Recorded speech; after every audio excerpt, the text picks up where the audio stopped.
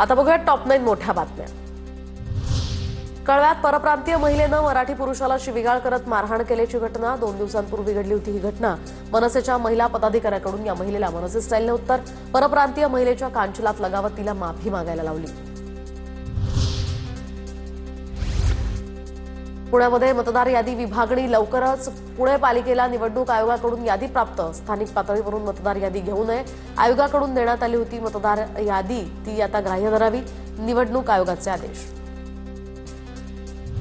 उपमुख्यमंत्री अजित पवार 2 दिवसांपासून खडकवासलात पाहणी दौऱ्यावर, तर अजित पवारांचा भल्या पहाटे वारजे भागात पाहणी दौरा।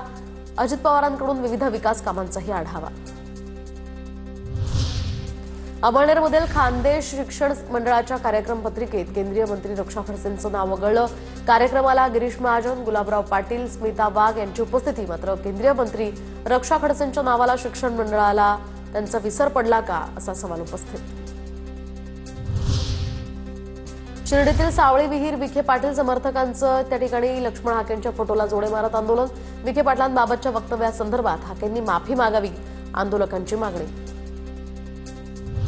रायगडमध्ये राष्ट्रवादी आणि शिवसेनेतील वादात मंत्री गोगावलेंचे पुत्र विकास गोगावलेंची आता उडी। रायगड हा तटकरेंच्या बापाचा मक्तेदारीचा जिल्हा नाही, कुणीही कुठेही जाऊ शकतं, कुणालाही कुणी अडवू शकत नाही, विकास गोगावलेंची तटकरेंवर टीका।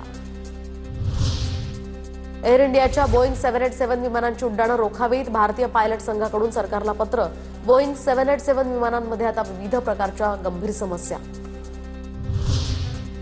डॉक्टरांच्या चिठ्ठीशिवाय कफ सिरपची विक्री। पुण्यात 20 औषध विक्रेत्यांवर या प्रकरणी कारवाई।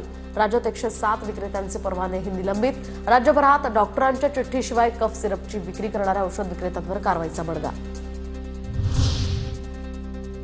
सिडकोच्या 12.5% भूखंड प्रकरणी कोर्टात सुनावणी। सिडकोच्या संबंधित अधिकाऱ्यांवर कारवाई का नाही? तुम्ही कारवाई करा, नाहीतर आम्हाला कारवाई करावी लागेल, सुप्रीम कोर्टाकडून नाराजी व्यक्त।